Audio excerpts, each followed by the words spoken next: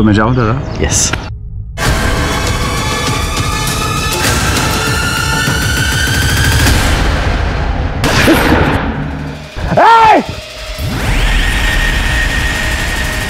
दादा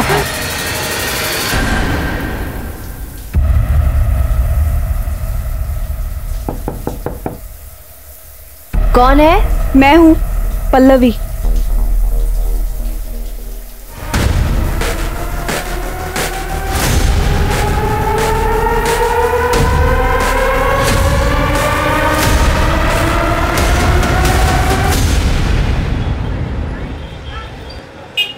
ठीक है माँ जी, मैं निकलता हूँ। सुधाकर बेटा, कुछ बात करनी थी। जी। वो मेरी बड़ी बेटी को गुजरे 5 साल हो गए। भगवान ने तुम दोनों को बच्चा भी नहीं दिया। तुम शादी क्यों नहीं कर लेते? मुझे तुम्हें ऐसा नहीं देखा जाता। भगवान की मर्जी के आगे किसकी चलती है माँ जी? पल्लवी को भी उस लड़की ने धोखा दिया। मुझे तो कुछ समझ में नहीं आ रहा है, मैं क्या करूं? सुधाकर, तुम पल्लवी से शादी कर लो ना। मैं पता नहीं कितने दिन जिंदा रहूंगी। माँ जी, मैं उससे 20 साल बड़ा हूँ। लोग क्या कहेंगे? लोग तो ऐसे भी कीचड़ उछाड़ते रहते हैं। सुधाकर, मैं जानती हूँ तुम मेरे पल्लवी को बहुत खुश रखोगे। हाँ बोल दो। अब आपको मना भी तो नहीं कर सकता माँ जी, लेकिन एक बार पल्लवी से पूछ लीजिए, उसकी मंजूरी भी तो जरूरी है। हाँ, मैं बात करती हूँ उससे।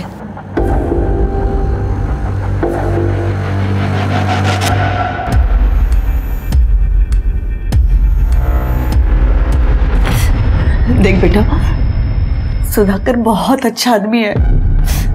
वो तुझे बहुत खुश रखेगा। तेरा किसी लड़के के साथ चक्कर होता ना तो भी ठीक था, लड़की के साथ। पर आई इस पे क्या गलत है? वीडियो इसका तो लोग थूकेंगे आप पर। तू सुधाकर के साथ शादी के लिए हाँ कर दे, वरना मैं अपनी जान दे दूंगी। हाय तू ये क्या कह रही है? तू ऐसा कुछ नहीं करेगी। मैं शादी के लिए रेडी हूँ।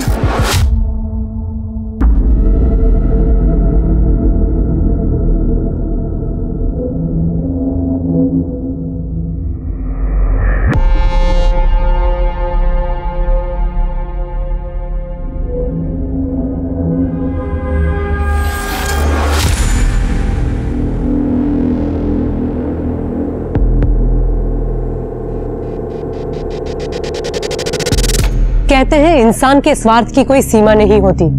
कुछ मतलबी लोग सिर्फ अपनी ही भलाई के बारे में सोचते हैं, फिर भले दूसरों को इसकी कितनी ही बड़ी कीमत क्यों न चुकानी पड़े। वो ये भी नहीं सोचते कि उनके फैसले का दूसरों की जिंदगी पर क्या असर होगा। अपना उद्देश्य पाने की अंधी दौड़ में उन्हें और कुछ दिखाई नहीं देता। आज का ये केस कुछ ऐसे ही लोगों के गलत फैसलों, उनके स्वार्थ और उससे बुरी तरह प्रभावित हुई कुछ मासूम जिंदगियों की दिल दहला देने वाली कहानी है।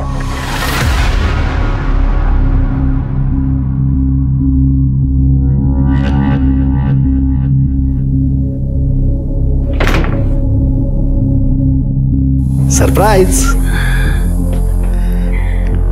कैसे लगा? बहुत खूबसूरत। लेकिन तुमसे ज्यादा नहीं। थैंक्स।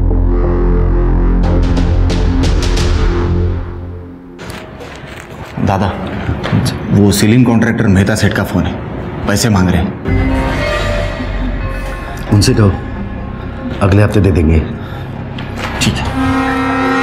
मेहता सेठ का मेरी अभी दादा से बात हुई है। दादा बोल रहे 1 हफ्ता रुको। अरे नहीं नहीं, ऐसी बात नहीं है सर। अरे क्या हुआ रामू, क्यों रो रहे हैं?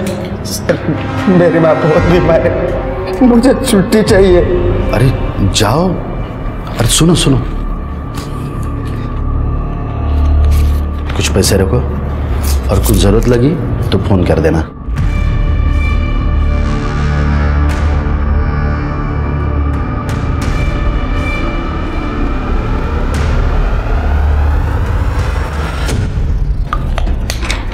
भागड़े साहब, नहीं मैं कर दूंगा। अरे मैं कर दूंगा, बोला ना।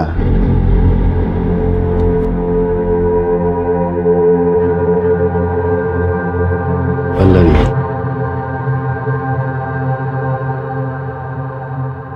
ये क्या कर रहे हैं आप?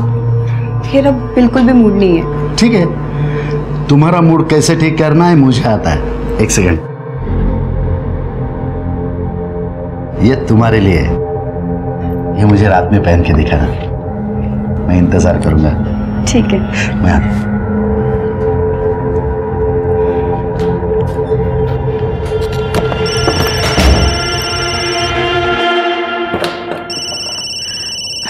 कुसुम, हाँ कुसुम, कैसी है? मैं ठीक हूँ, पर तुझे बहुत मिस करती हूँ। I miss you too. तुझे गुड न्यूज़ देनी थी, मेरे पति का पंचगनी में ट्रांसफर हो गया है। क्या कहा तूने? सच में? तू ऐसा कर, मेरे यहाँ पर शिफ्ट हो जा।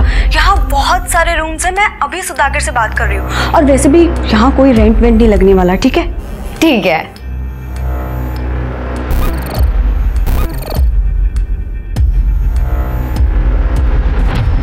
सुधाकर भाई, पैसा क्या रहो आप पूछो। नहीं तारीख तो आज नहीं आती। जिग्नेश भाई, अभी होटल का कंस्ट्रक्शन आधा है, धंधा भी शुरू नहीं हुआ है अभी। कंस्ट्रक्शन आधा या पूरा ये मुझे पता नहीं है, मुझे तो पैसा चाहिए। यानी वायदो आज ना तो प्लीज जिग्नेश भाई, और थोड़ी मोहलत दे दीजिए ना प्लीज। ठीक है, 2 महीने की मोहलत देता हूँ, उसके बाद में पैसा चाहिए। अगर नहीं मिला तो कैसे निकलवाना है तरीका मेरा होगा। जय श्री कृष्ण।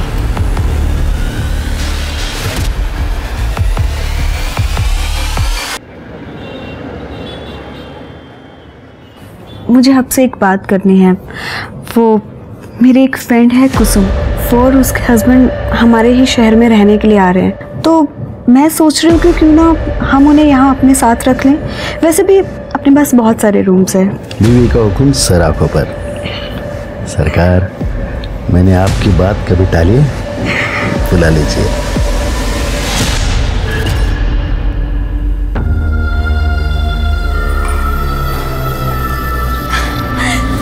कुसुम,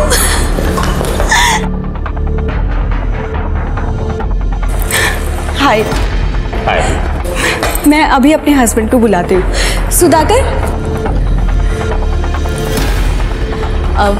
meet my friend Kusum and her husband Deepak. Hello sir. Hello, nice to meet you. मैंने कहा था ना आपको कि ये दोनों यहीं रहेंगे। Welcome sir. Excuse me. या प्लीज कम।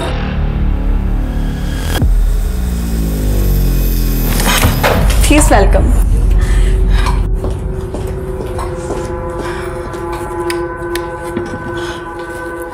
कैसा लगा रूम? एक्चुअली आपके आने से पहले ही मैंने रूम रेडी करवा दिया था। आपका बहुत बहुत शुक्रिया। ये कुसुम तो आपसे मिलने के लिए बेताब हो रही थी। चलो अभी आप दोनों सहेलियां गप्पे लड़ाओ। अब तो हम दोनों वो सब कुछ करेंगे जो शादी से पहले किया करते थे। अब मैं फ्रेश हो जाता हूँ।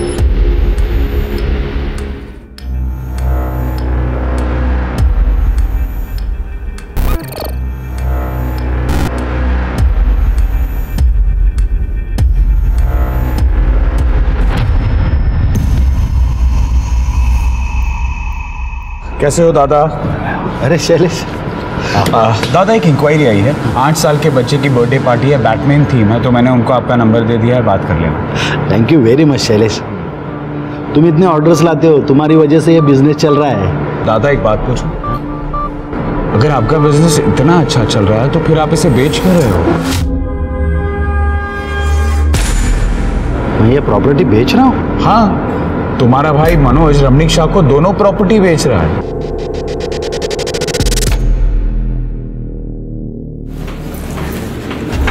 लीजिए चाय, लीजिए चाय। अरे रमणीक भाई, मुझे आपकी जुबान पे पूरा भरोसा है। मैं देखती हूँ। अरे दादा तुम्ही मनोज कहाँ है? अंदर है वो रमणीक भाई के साथ। मनोज, तुमसे कितनी बार कहा है, जब तक मैं जिंदा हूं तब तक ये होटल नहीं बेचूंगा। और रमनिक भाई, यहाँ पे कोई डील नहीं हो रही, निकलो ऐसे, गेट आउट। अरे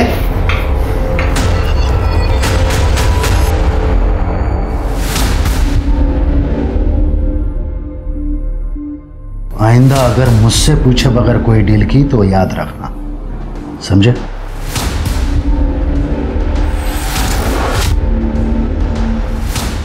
चाहे कुछ भी हो जाए, अब तो ये सब कुछ बेच के रहूंगा।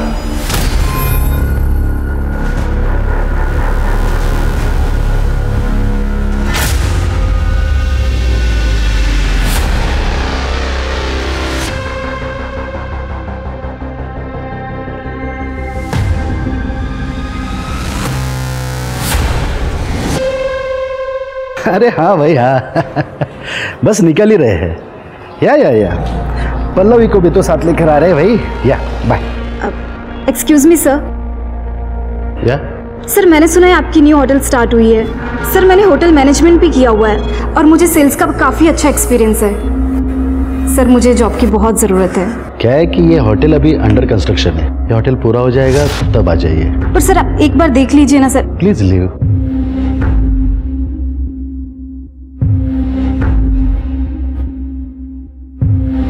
रख लीजिए ना, वैसे भी होटल तो बन ही रहा है, आज नहीं तो कल स्टाफ की जरूरत तो पड़ने ही वाली है।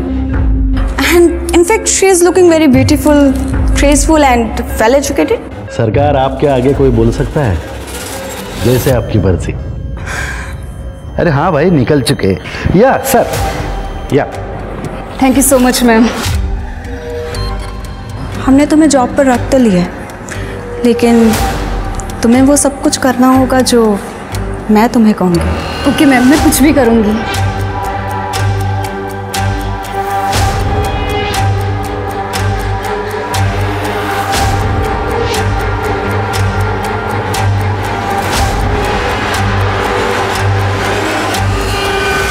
दादा 25 को अपना बैंक्वेट खाली है क्या? 25 को हाँ है।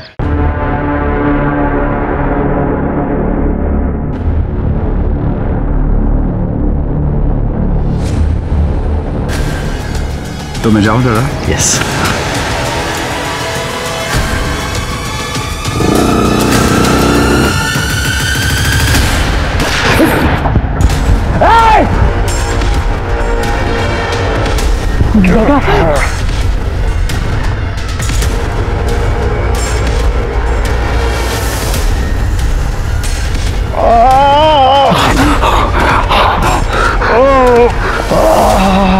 हेलो डॉक्टर पवार, सुधाकर दादा को गोली लगी, आप जल्दी आ जाओ प्लीज।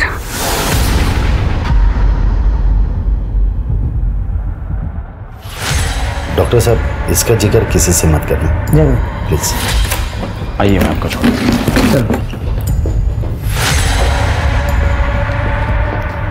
मुझे बहुत ज़्यादा टेंशन हो रही है, हम पुलिस स्टेशन चलते हैं कंप्लेंट करने के लिए। अरे नहीं,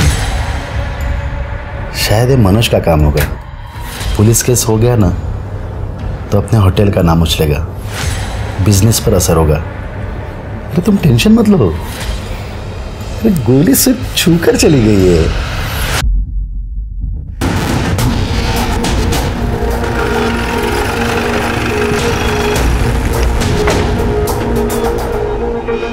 सर, मैं ही शैलेश हूँ। मैंने ही आप लोगों को फ़ोन किया था। एक्चुअली सुधाकर दादा ने ये बात किसी को बताने के लिए मना किया था, लेकिन मैंने आपको फ़ोन करना सही समझा। लेकिन हुआ क्या है? सर, मैं उनके बैंक्वेट के बारे में इंक्वायरी करने यहाँ आया था। हम लोग दोनों यहीं पर ही बात कर रहे थे और जैसे ही हमारी बात हुई, मैं अपनी गाड़ी की तरफ जा रहा था, वो अपनी गाड़ी की तरफ जा रहे थे। मैंने गोली की आवाज़ सुनी तो मैं बाहर आके देखा तो 2 आदमी बाइक पे खड़े थे और दादा पे फायर किया और मैंने उनको पकड़ने की कोशिश भी की सर, लेकिन नहीं पकड़ पाया। कहाँ से आए थे वो लोग? जंगल के रास्ते से, यहाँ से सीधे गए थे और यहीं से ही आए थे। इस वाले रास्ते से? हाँ सर। और सुधाकर जी कहाँ खड़े थे? यहाँ पे गिर गए थे वो। और फायर यहाँ से हुआ? फायर यहाँ से हुआ था, यहाँ पे गिर गए। गोली कहाँ लगी थी सुधाकर जी? सर, गोली उनके हाथ को छूकर चली गई। खड़े जरा वहाँ चेक करो सर, बुलेट मिलती है क्या?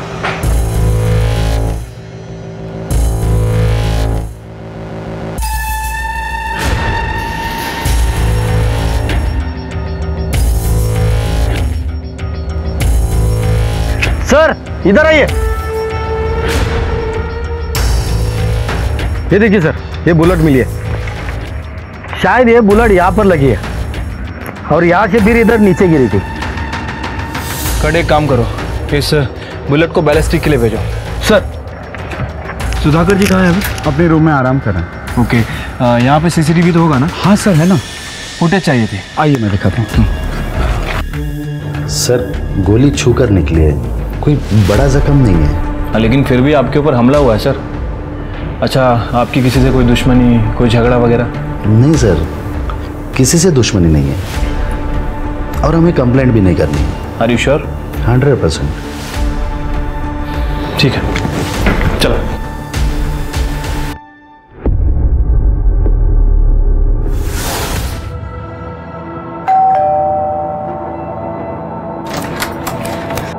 मनोज कहाँ है? अंदर है वो। तुम्हें शर्म नहीं आती? तुमने अपने ही भाई पर हमला करवाया। वही, आप ये क्या कह रही हैं? सही कह रही हूँ मैं। तुमने अपने भाई पर हमला इसलिए करवाया ना क्योंकि उन्होंने प्रॉपर्टी सेल करने के लिए मना किया था तुम्हें। वही, आप कुछ भी बोल रही हो। मैं मानता हूँ भाई और मेरे सोचने का तरीका अलग है, लेकिन इसका मतलब यह नहीं कि मैं उन पर हमला करवाऊंगा। और ऐसा करने की सोचना भी मत, वरना मुझसे बुरा कोई नहीं होगा। ये वही जो कह रही थी वो सच है? अरे कायपन काय बोलते कविता, तेरी कसम मैंने ऐसा कुछ नहीं किया। सर, सुधाकर पे जिस गन से फायर किया गया था उसकी बैलिस्टिक रिपोर्ट के हिसाब से वो देसी कट्टे से फायर हुआ था सर। अच्छा, और क्राइम सीन का सीसीटीवी फुटेज भी मिला है। ये देखिए, ये दो लोग हैं, बाइक से जा रहे हैं। बाइक में नंबर प्लेट भी नहीं है सर। आई विटनेस के डिस्क्रिप्शन के हिसाब से एक का डिस्क्रिप्शन मैच भी कर रहा है, और जिसने फायर किया था वो लेफ्ट हैंडेड है। एक काम करो श्री के, क्रिमिनल लिस्ट में देखो कौन लेफ्ट हैंडेड शूटर है और अपने खबरों को अलर्ट कर दो। ये सुधाकर ने कंप्लेंट की थी? नहीं सर। तो ये भी पता करो सुधाकर ने कंप्लेंट क्यों नहीं की। Okay sir.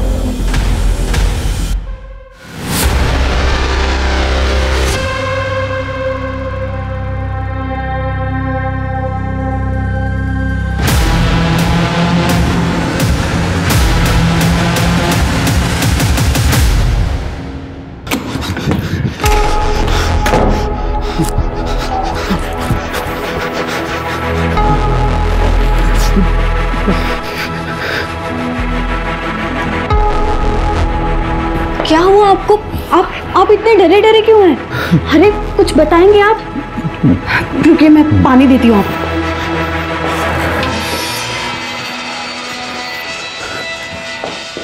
लीजिए।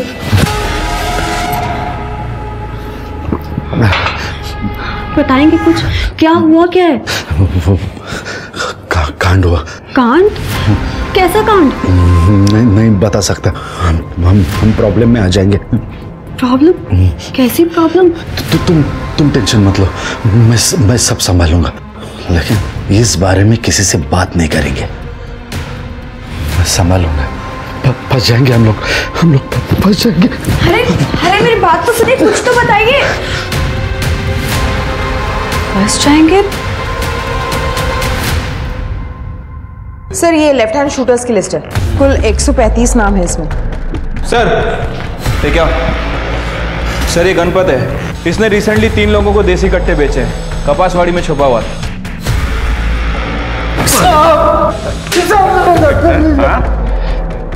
सब मारो मत। इन 3 जनों को बेचा था ना, बता। सब बताता हूँ सब।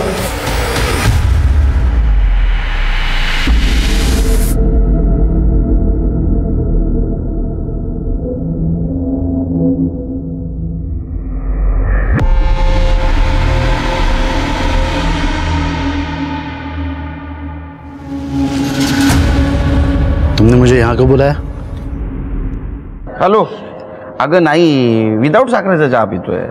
साखर बंद नाही ना, बंद। यस सर, हमारी सस्पेक्ट लिस्ट में से गणपत ने ऐसे 3 लोगों को पहचाना है जिसने उसे रिसेंटली देसी कट्टे बेचे थे। लेके आओ तीनों को। ठीक।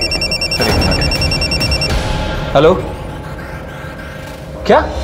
ठीक है सर, एक बॉडी मिली है।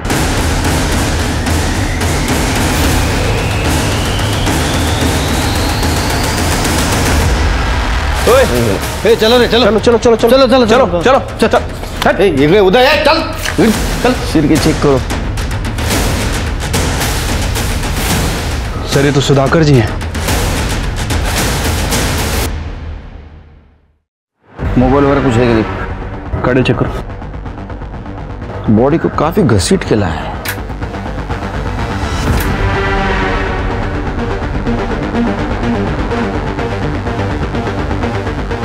अरे इधर ये मनोज माने रहता है ना? हाँ सर, ये बाकी बंगले तो खाली हैं, लेकिन मनोज उस बंगले में रहता है। बॉडी को पोस्टमार्टम के लिए भेज दो। सीसीटीवी फुटेज कलेक्ट करो। सिर के मनोज से बात करते चलो।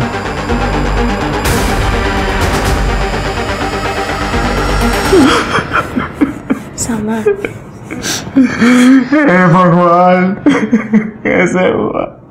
तुम्हारे भाई की लाश तुम्हारे घर के बाहर मिलती है, ये तुम्हें अजीब नहीं लगता? सर मैं खुद परेशान हूँ कि हमारे घर के बाहर मेरे दादा की लाश कैसे?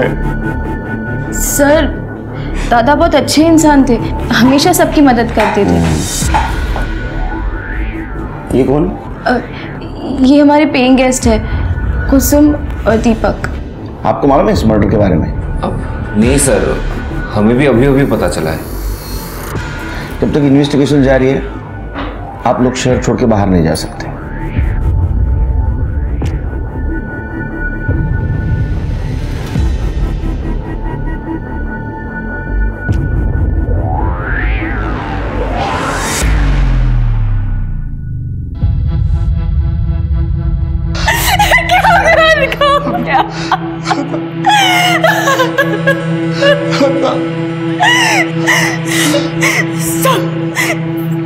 इनको इनके भाई ने मारा। मैं सच बोल रही हूँ।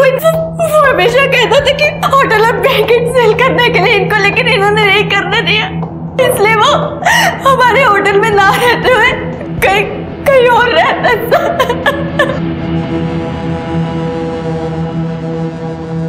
सर गणपत ने जिन 3 लोगों को पहचाना था उसमें से 2 लोग यूपी और झारखंड में हैं, लेकिन एक बंदा है जिसे रिसेंटली पंचगनी में देखा गया है। विनोद नाम है उसका। उठाओ उसको। ठीक है सर। ये सब मैं जीता। अभी अगला बहुत शौक है ना लोगों का सुपारी लेने का। सुधाकर को तू नहीं टपकाया ना? नहीं साहब, वो रमनीक शाह ने मुझे सुपारी दिया था सुधाकर को मारने का, लेकिन मेरा निशाना चूक गया साहब, मैंने नहीं मारा उसे। पहले हमले की नहीं दूसरे की बात कर रहा हूँ। दूसरा हमला साहब, मैंने दोबारा हमला नहीं किया। वो तो मामला ठंडा होने तक मैं यहाँ पे छुप कर बैठा था। माँ कसम मैंने सुधाकर को नहीं मारा है। खड़े उठाओ इसे।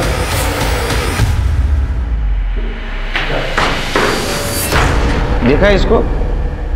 अरे सर मैं तो इसको जानता तक नहीं, मैं तो उसको पहली बार देख रहा हूँ। आपको कोई कुछ भी बोलेगा और आप मान लोगे? अरे सर मैंने कुछ नहीं किया है, मानो मेरी बात। देख रमनीक भाई, तेरी पूरी हिस्ट्री हमारे पास। तूने प्रॉपर्टी के नाम पे जितने भी कांड के सब पता है हम लोगों को। प्रूफ नहीं है हमारे पास। जिस दिन प्रूफ हाथ लगेगा ना, सिर्फ ठोकूंगा ना तेरी। चल निकल। सर सुधाकर की पीएम रिपोर्ट आ गई है सर। सर रिपोर्ट के हिसाब से उसकी मौत 17 सितंबर को 12 से 2 बजे के बीच में हुई है। सर पर किसी भारी चीज से वार किया गया था, ट्रोमा की वजह से उसकी मौत हुई है। कंफ्यूजन ये है शिरके कि ये सुधाकर की पत्नी पल्लवी अपने देवर मनोज पर आरोप लगा रही है कि उसने सुधाकर का खून किया, लेकिन एक बात समझ में नहीं आ रही है, ये मनोज ने अपने भाई का मर्डर करके उसकी बॉडी अपने ही घर के बाहर डंप क्यों की? सर कहीं ये काम इस रमणीक का तो नहीं है, क्योंकि इससे पहले भी बहुत कांड कर चुका है। हमारे पास सबूत नहीं था इसलिए इसे छोड़ना पड़ा।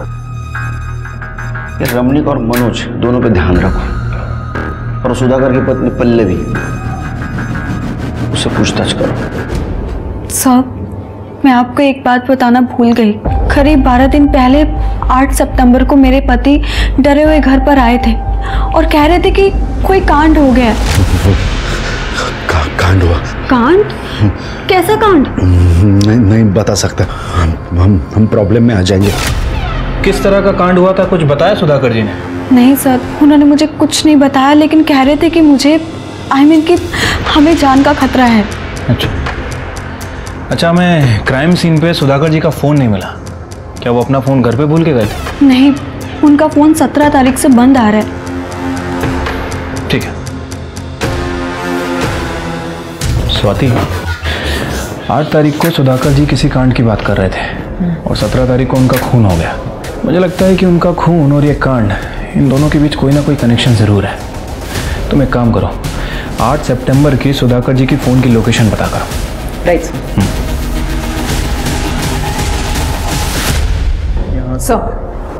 सर, सुधाकर की 8 सितंबर की फ़ोन लोकेशन डिटेल्स। इसमें कुछ भी सस्पिशियस नहीं दिख रहा है। और सुधाकर उस दिन 3 से 3:30 के बीच में जनता नगर में मौजूद था। लेकिन जनता नगर जैसे सुनसान एरिया में क्या कर रहा था? वो भी आधा घंटा। ठीक है, जरा जनता नगर जाके चेक करो। ठीक है सर।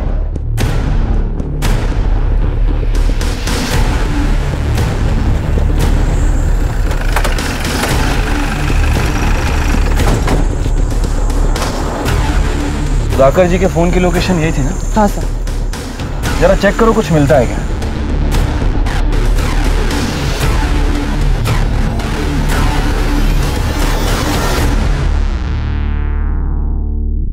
सर इधर आइए।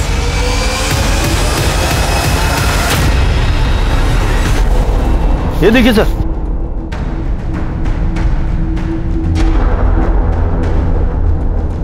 सर लाश की हालत देख के लगता है बहुत टाइम हुआ है मौत होके। लाश पूरी तरीके से सड़ चुकी है। थोड़े जरा आसपास देखो, कोई आईडी वगैरह मिलता है क्या? सर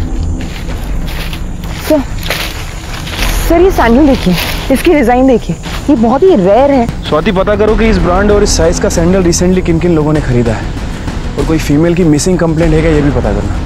सर कुछ नहीं मिला। ठीक है, बॉडी को पोस्टमार्टम के लिए भेजो। सर पुलिस सुधाकर के खून की गुत्थी में उलझी हुई थी। तभी अचानक एक और हत्या का मामला सामने आ गया। आखिर कौन थी ये औरत? क्या उसका सुधाकर के साथ कोई नाता था? और क्या उन दोनों का कत्ल एक ही इंसान ने किया था?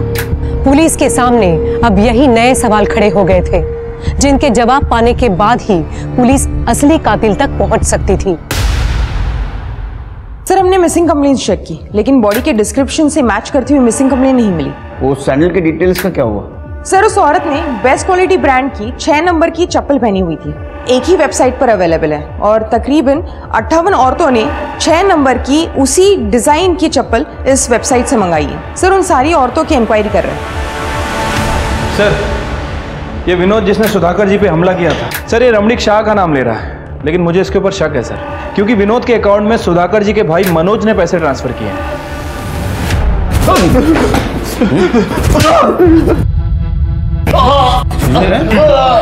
तेरे बैंक अकाउंट से विनोद के बैंक अकाउंट में पैसा ट्रांसफर हुआ है। तुम दोनों ने मिलकर मारा तेरे भाई को।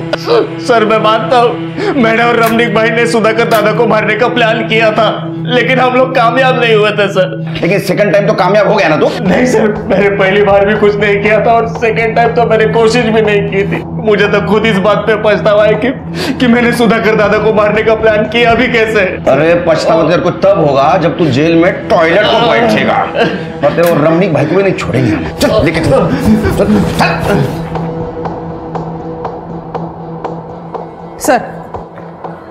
सर बेस्ट क्वालिटी ब्रांड की सैंडल खरीदने वाली 57 औरतों से हमारी बात हुई है। सारे के सारे सही सलामत है, सिवाय एक औरत के। उसका नाम शोभा मेहता है, यही के बिजनेसमैन प्रकाश मेहता की बीवी है वो।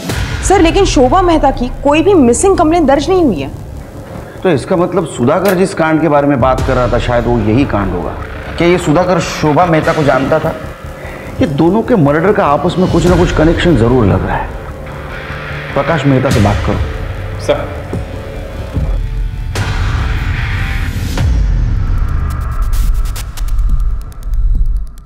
सर ये मेरी बीवी है, ये साड़ी ये सैंडल उसी के हैं सर। तुम्हारी बीबी शोभा इतने दिनों से गायब थी और तुमने पुलिस कंप्लेंट नहीं की, क्यों? शोभा अक्सर बिना बताए अकेली कहीं ट्रिप पर निकल जाती थी, तो मैं भी अपनी बिजनेस ट्रिप्स में बिजी रहता हूँ, इसीलिए सर इतने दिनों से गायब है, पता ही नहीं चला सर। चलो मान लेते हैं कि शोभा बिजनेस ट्रिप पे जाया करती थी, तुम भी बिजी रहते थे, लेकिन फोन करके एक दूसरे का हाल चाल तो पूछते होगे ना?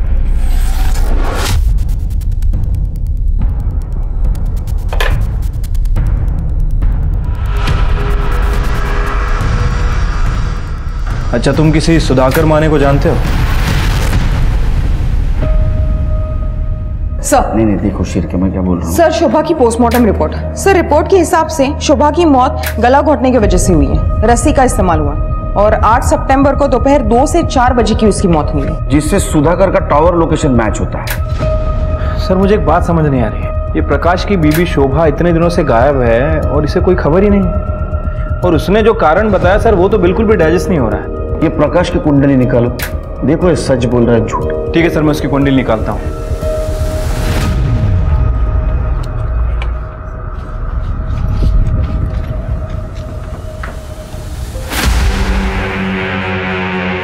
कहाँ जा रहे हो? सब कपड़े इस्त्री को देने के लिए। मेहता के घर में कितने साल से काम कर रहे हो? 4 साल से। 4 साल से? मतलब तुम्हें तो पता ही होगा कि उसके घर में क्या होता है क्या नहीं। तो तुम्हारे साहब और तुम्हारी मैडम के संबंध कैसे? साहब वो मैं घबराओ मत, तुम्हारा नाम नहीं आएगा, बताओ। वैसे तो हमारे साहब बहुत अजीब थे, मतलब अगर काम रहता है तो वो नॉर्मल रहते हैं, लेकिन जब शराब पीते हैं तो अचानक जानवर बन जाते हैं।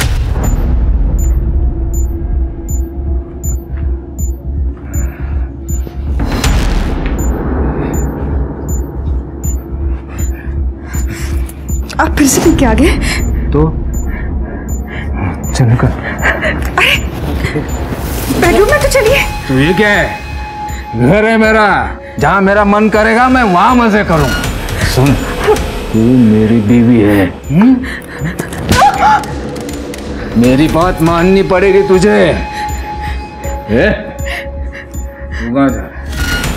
चलिए रुक और देख, मजा आएगा तुझे।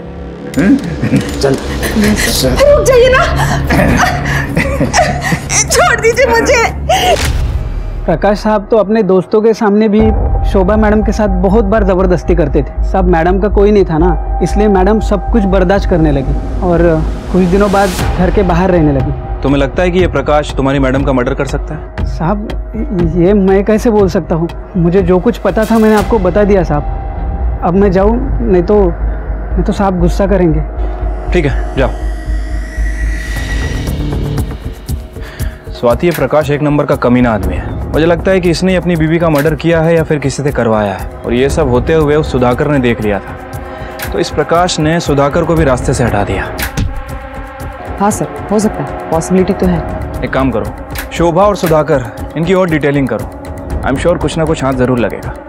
सर हमें तुम्हारे घर की तलाशी लेनी है। हाँ शौक से लीजिए। खड़े। सर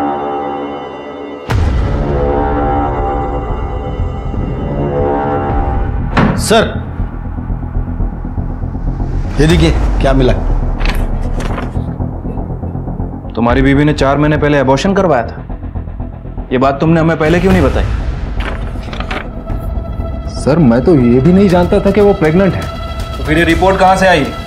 सर पिछले कई महीनों से हमारे बीच कोई फिजिकल रिलेशंस थे ही नहीं। देखो जो भी है सच सच बता दो, वैसे भी तुम ज्यादा दिन तक बचने वाले नहीं हो हमसे। सर, शोभा के कॉल रिकॉर्ड में एक पर्टिकुलर नंबर मिला है जिससे शोभा लगातार 6 महीनों से टच में थी। लेट नाइट्स कॉल्स भी किए गए और बहुत सारे रोमांटिक मैसेज भी भेजे गए, और सभी मैसेज का शोभा ने जवाब भी दिया है। इसका मतलब इसका कहीं एक्स्ट्रा मैरिटल अफेयर चल रहा होगा। हाँ सर, हो सकता है, लेकिन शोभा ने यह नंबर अपने फ़ोन में सेव नहीं किया था। हो सकता है कि उसे डर था कि शायद ये बात उसके पति को पता चल जाए। हमने पता किया है सर, ये नंबर राजीव देशमुख के नाम रजिस्टर्ड है, और शोभा के घर में हमें उसकी अबॉर्शन रिपोर्ट मिली थी, उससे कुछ खास इन्फॉर्मेशन नहीं मिली। लेकिन इस राजीव देशमुख का फ़ोन 8 सितंबर को उसी जगह एक्टिव था जहाँ शोभा की बॉडी मिली, जनता नगर। तो हो सकता है राजू देशमुख ने शोभा मेहता को मारा हो। राजू को ढूंढो जल्द से जल्द। ठीक है सर। सर मनोज के पेइंग गेस्ट कुसुम और दीपक दोनों की इंफॉर्मेशन निकालिए। वो पहले सुधाकर के होटल में रहते थे, लेकिन कुछ दिन पहले वो मनोज के यहाँ शिफ्ट हुए। सर ये कुसुम और सुधाकर की बीवी पल्लवी पुराने दोस्त हैं। तो पता करो कि वो सुधाकर के होटल से क्यों शिफ्ट हुए थे। सर होटल छोड़ा नहीं था, छोड़ना पड़ा था। सर एक दिन मैं भैया से बात करने के लिए होटल चला गया था, तो मैंने देखा कि हॉल में भैया और दीपक में किसी बात पे झगड़ा चल रहा था। इसके आगे एक लफ्ज भी कहा ना तो यहीं पे मार डालूंगा। अपनी बीवी को उठा और आज ही हमारा घर छोड़कर चला जा। तुम्हारी शक्ल भी नहीं देखनी मुझे। दादा छोड़िए आप, चलिए आप चलिए।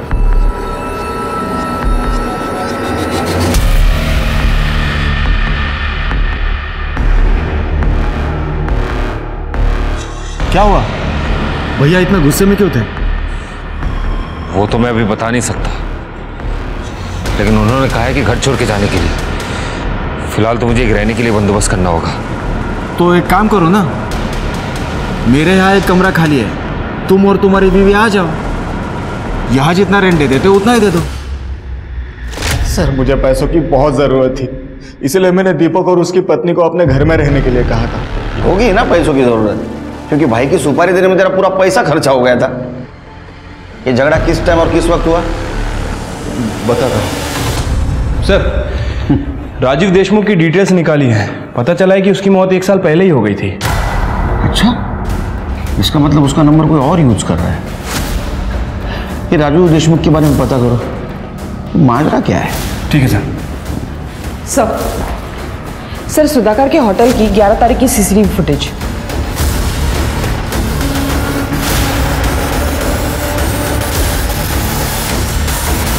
हिरासत में लो इसको। सब सर मैं आ तो रहा हूं। देखा झगड़ा क्यों हो रहा था? क्या ऐसा तो नहीं कि सुधाकर को तूने मार दिया? अरे नहीं सर, ऐसा मैंने कुछ नहीं किया। कर दे। सर बोल। झगड़ा किस बात को लेके हो रहा था? सर एक्चुअली मेरी बीवी कुसुम और पल्लवी, इन दोनों के बीच में अफेयर चल रहा था। दोनों लेस्बियन है सर।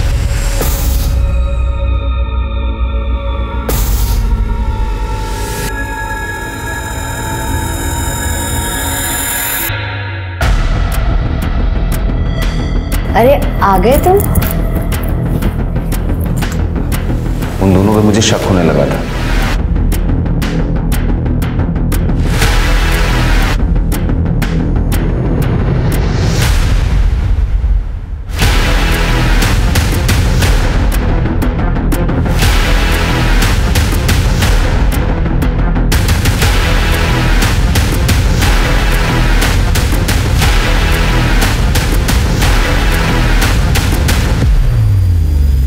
लेकिन मेरा गुस्सा शांत नहीं हुआ सर। मुझे वो वीडियो सुधाकर को दिखाना था, इसलिए मैं अगले दिन सुधाकर से मिलने गया। क्या बकवास कर रहे हो? शर्म नहीं आती? इतना गंदा इल्जाम लगाते हो मेरे बीवी पर। पल्लवी मुझसे बहुत प्यार करती है, इसके खिलाफ एक शब्द भी नहीं सुन सकता मैं। मेरे पास प्रूफ है, रिकॉर्डिंग किया है मैंने। बिना प्रूफ के आपके पास नहीं आता मैं। एक मिनट, वो वीडियोस बहुत आते हैं ना तो पता नहीं चलता। एक मिनट में इसके आगे एक लफ्ज भी कहा ना तो यहीं पे मार डालूंगा। सुधाकर ने मुझे होटल छोड़ के चले जाने को कहा। मेरी बीवी बहुत रोई, गिड़गिड़ाने लगी। मुझे लगा कि इस मैटर को यही बंद कर देते हैं। वैसे भी सर, लोगों को जाके बताएंगे तो वो लोग मुझ पे हंसेंगे ना। चल थैंक यू सर। छिड़के मुझे नहीं लगता सच बोल रहा है। अच्छा, वो सीसीटीवी में सुधाकर का दोस्त शैलेश भी दिख रहा था, मतलब इस झगड़े के बारे में उसको पता था। हमसे क्यों नहीं बोला उसने? ये सब मैं कैसे बताता सर? बड़ी शर्म की बात। सुधाकर अपनी बीवी पे बहुत भरोसा करता था, लेकिन एक दिन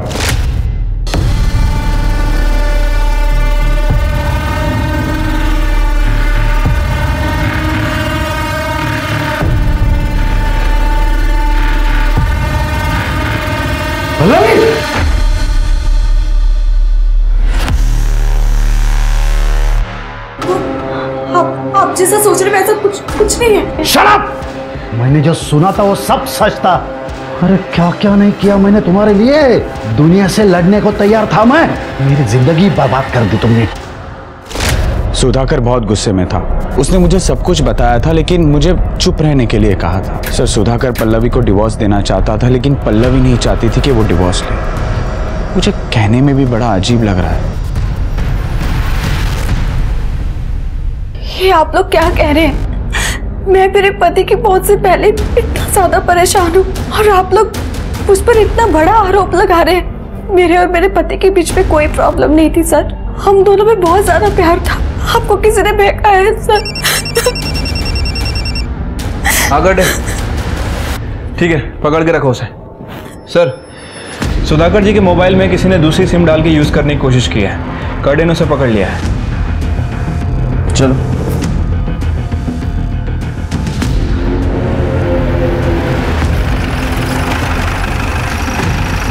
सर, सुधाकर का मोबाइल इसको ही मिला था या एरिया मध्ये। किस जगह मिला था बता सकते हो? हाँ सर। चल।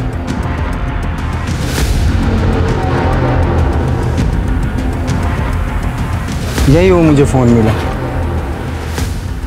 ब्लड। सर यहाँ तो सुधाकर जी की बॉडी मिली थी। ये मनोज माने का घर भी इधर ही है ना? हाँ सर। करने स्वाति भगा कैसे सापड़ देगा? मतलब बॉडी को यहाँ से घसीटा गया।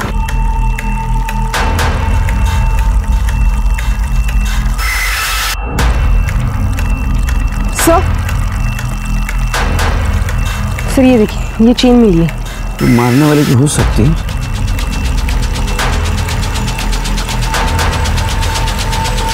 सर, ये देखिए सर, खून लगा हुआ रॉड मिला है। फॉरेंसिक को भेज दो। ये ब्लड और ये ब्लड सुधाकर के ब्लड से मैच करके देखो। सर, पेंडेंट किसका हो सकता है? घरी आल्यानंतर हिशोब करू। आता ठेव। सर, राजीव देशमुख के बारे में पता किया है। सर, इसका एक भांजा है जो अक्सर इससे मिला करता था। इससे हम पहले भी मिल चुके हैं। सर लैब ने कंफर्म किया है, क्राइम लोकेशन पे जो सूखा खून मिला है वो सुधाकर का ही है।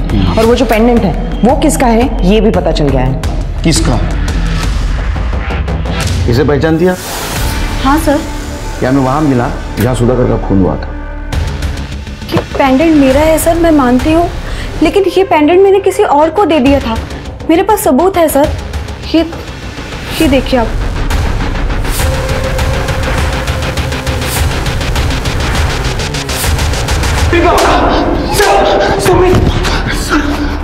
सर आपको कुछ गलतफहमी हुई है, मैं बेकसूर हूँ सर। गलतफहमी हमें नहीं, गलतफहमी तुझे हुई है।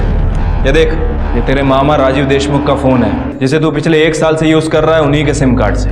मैसेज दिखा? ये देख, इसमें तूने शोभा को शादी का वादा किया था। और एक और बात, ये देख, 8 तारीख को तेरे फोन का लोकेशन जनता नगर। अब बोलेगा या चमत्कार दिखाओ? करने गया नहीं। सर, मेरा और शोभा का अफेयर चल रहा था। अभी बोला। शोभा अपने पति से बहुत परेशान थी सर, इसलिए वो मुझसे प्यार करने लगी। उसका अबॉर्शन कराने के बाद वो मुझसे शादी करने की बहुत जिद कर रही थी। मैं तुमसे शादी नहीं कर सकता, मैं शादीशुदा हूँ। शोभा, मुझे लगा कि हम लोग सिर्फ टाइम पास कर रहे हैं, लेकिन तुम तो कुछ ज्यादा ही सीरियस हो गई। मुझे धोखा दिया? नहीं। मेरा इस्तेमाल किया? नहीं शोभा, मैं तुमको नहीं छोड़ूंगी। शोभा, तुम्हारे घर वालों को बता दूंगी तुम क्या चीज हो। छोड़ो मुझे। नहीं। शोभा मुझे बहुत धमकियां दे रही थी सर, इसलिए मैंने उसे माफी मांगकर जनता नगर मिलने के लिए बुलाया। और फिर सुधाकर अपने क्लाइंट से मीटिंग करके हाईवे से गुजर रहा था। मुझे देखकर वो मेरे पीछे आया और उसने मुझे खून करते हुए देख लिया।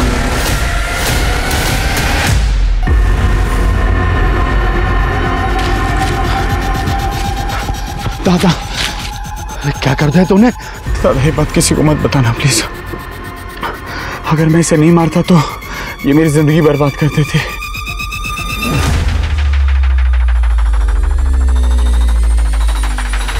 सुधाकर ने दोस्ती की खातिर मेरे राज को राजी रखा।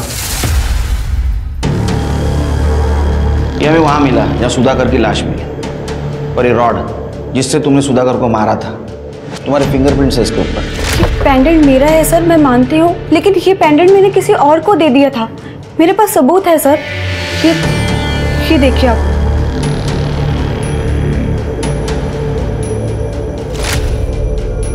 स्वाति, बताइए।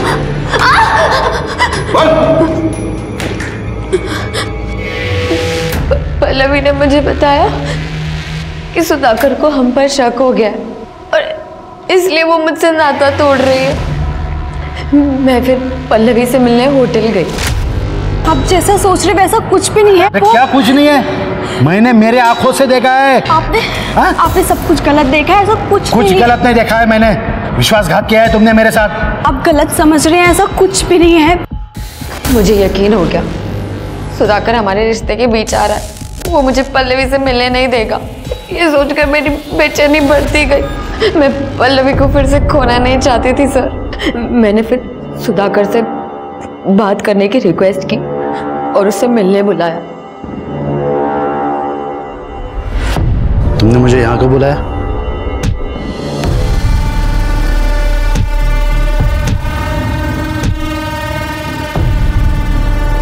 जैसे तैसे उसकी लाश को घसीटते हुए मनोज के घर के पास ले गई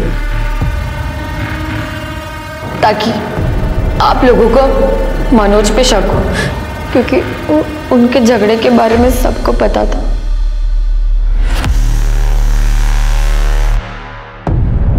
मैंने दीपक के मोबाइल से पल्लवी और मेरी वीडियो भी डिलीट कर दी। जिस पल्लवी के लिए तुमने इतना सब किया, उस पल्लवी का मोनिका के साथ अफेयर शुरू हो गया। क्या? नहीं, ऐसे नहीं हो सकता। पल्लवी मुझसे प्यार करती है, ये झूठ है। ये सच है। पल्लवी का दूसरा अफेयर मोनिका के साथ चल रहा था और इसीलिए वो तुम्हें अपने से दूर करना चाहती थी, और सुधाकर का और उसका झगड़ा भी इसी बात को लेकर हो रहा था। शैलेश को शोभा के खून के आरोप में और कुसुम को सुधाकर के खून के आरोप में सजा हुई। इंसान जिंदगी में जो भी चाहे, जरूरी नहीं कि उसे वो सब कुछ मिल जाए। इस बात का दुख और मलाल लाजमी है, लेकिन अपने स्वार्थ के लिए मनचाही चीज हासिल करने की जिद में किसी की जान लेना कभी सही नहीं हो सकता। हम अपनी जिंदगी में कुछ चीजें पाते हैं और कुछ चीजें हमें मजबूरन खो देनी पड़ती है, लेकिन उन खोई हुई चीजों को फिर से पाने के चक्कर में कहीं हम कोई गुनाह तो नहीं कर रहे हैं। इस बात का हमेशा ध्यान रखिए। अब मैं सोनाली कुलकर्णी आपसे विदा लेती हूँ। फिर मिलेंगे क्राइम पेट्रोल सतर्क जस्टिस रीलोडेड में एक नए केस के साथ। तब तक अपना और अपने परिवार का ख्याल रखिए। मास्क पहनिए, सैनिटाइजर का इस्तेमाल कीजिए और उचित दूरी बनाए रखिए। देखते रहिए क्राइम पेट्रोल सतर्क। जय हिंद।